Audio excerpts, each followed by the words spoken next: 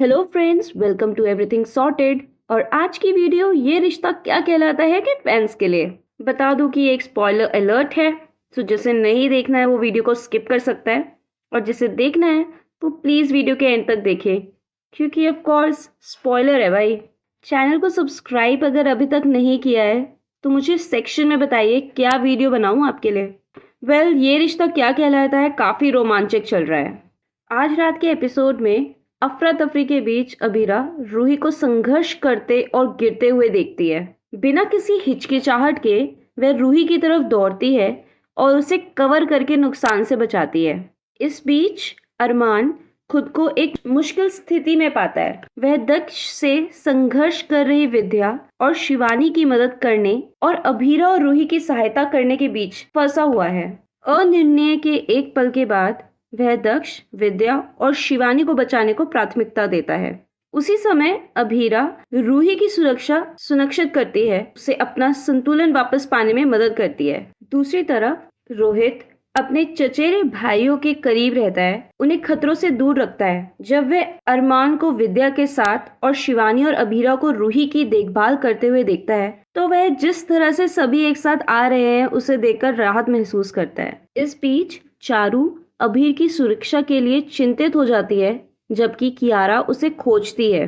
वह जमीन पर पड़ी उसकी छड़ी पर ठोकर खाती है और जल्द ही उसे थोड़ी दूर पर खड़े होने के लिए संघर्ष करते हुए देखती है। इससे पहले कि वह आगे बढ़ पाती, चारू आ जाती है और मदद के लिए हाथ बढ़ाती है। अभीर को खड़ा होने में मदद करती है। यह देखकर कियारा उन दोनों को अपने साथ बुलाती है। जैसे जैसे स्थिति गंभीर होती जाती है, रूही घुटन और दबाव महसूस करने लगती है। अभीरा उसकी परेशानी को महसूस करते हुए उसे मजबूत बने रहने के लिए प्रोत्साहित करती है। उसे याद दिलाती है कि वह खुद और पूकी दोनों की रक्षा करने के लिए पर्याप्त मजबूत है। अभीरा के समर्थन से रूही अपनी ताकत जुटाती है। आखिरकार सभी परिवार के सदस्य फिर से एक दूसरे को सांत्वना देते हुए मिलते हैं। जब रूही रोहित से पहले सुनाई देने वाली तेज धमाके की आवाज के बारे में पूछती है तो वह उसे आश्वस्त करता है कि यह एक ट्रांसफॉर्मर विस्फोट के कारण था। जैसे ही सब कुछ ठीक होने लगता है और वे सभी बाहर निकलने की ओर बढ़ते हैं, परिवार को एक और संकट का सामना करना पड़ता है। दो हथियारबंद गुंडे कावेरी को धमकाते हैं और चाकू की नोक पर उसके गहने मांगते हैं। अरमान तुरंत हरकत में आता है और निडरता से हमलावरों का सामना करता है और उनसे लड़ता है। कावेरी की सुरक्षा सुनिश्चित करने के बाद वह उसे परिवार के पास वापस ले जाता है। उसकी बहादुरी और चिंता को देखकर कावेरी को अरमान के गहरे प्यार और सुरक्षात्मकता का एहसास होता है। अंततः सभी के एक साथ एकत्र होने पर अरमान ने एक बार फिर एकता के महत्व पर जोर दिया तथा पोद्दार परिवार से प्रतिकूल परिस्थितियों में मजबूती से खड़ा रहने का आग्रह किया। अभीरा को स्वर्णा, मनीष और माधव की चिंता होने लगती है। वह अरमान और रोहित से सुरेखा के साथ मिलकर उन पर नजर रखने के लिए कहती है ताकि उनकी सेहत सुनिश्चित हो सके। इस बीच स्वर्णा और मनीष रूही को डॉक्टर के पास ले जाते हैं। बेसब्री से इंतजार करते हुए रूही और भी बेचैन हो जाती है। हालांकि अभीरा उसे आश्वस्त करती है और सुनिश्चित करती है कि वह सुरक्षित पहुंच जाए। इस बीच उन्हें पता चलता है कि अरमान और रोहित मनीष और बाकी लोगों की तलाश में निकल पड़े हैं। क्योंकि मनीष और बाकी परिवार पहले से ही सुरक्षित हैं, इसलिए वे जल्दी से अरमान और रोहित का पता लगाने के लिए दौड़ पड़ते हैं। शिवानी उन्हें ढूंढती है और सभी की सुरक्षा सुनिश्चित करती है। इस मुश्किल समय से थकी हुई शिवानी खांसने लगती है और रोहित तुरंत पानी लेने के लिए दौड़ता है। उनके प्रयासों से प्रभावित होकर शिवानी अरमान और रोहित दोनों को आशीर्वाद देती है। अभीरा फिर कावेरी से कहती है कि इस दिन को याद रखो, क्योंकि नफरत पर प्यार की जीत हुई है। मनीषा बताती है कि जबकि कई लोगों ने सोचा था कि शिवानी स्वार्थी इरादों के साथ आई थी, वह वास्तव में प्यार की वाहक थी। अचानक अरमान को गैस लीक का पता चलता है और वह तुरंत रोहित और शिवानी को बाहर निकालने की चेतावनी देता है। जैसे ही वे भागने की कोशिश करते हैं, एक विस्फोट होता है जिससे कावेरी और अभीरा सदमे में आ जाते हैं। विस्फोट की खबर मनीष, स्वर्णा और सुरेखा तक पहुंचती है, जिससे उनकी चिंताएं बढ़ जाती हैं। वहीं रूही रोहित के लिए अपनी चिंता को रोक नहीं पाती और बेचैन हो जाती है। रूही बेचैन होती जाती है और रोहित के बारे में सच्चाई जानने की मांग करती है। यह महसूस करते हुए कि उसे अंधेरे में रखा जा रहा है, वह मामले को अपने हाथों में लेने का फैसला करती है और खुद ही उसे खोजने के लिए तैयार हो जाती है। तभी अभीरा आती है और उसे हस्तक्षेप करती है, उसे जाने से रोकती है।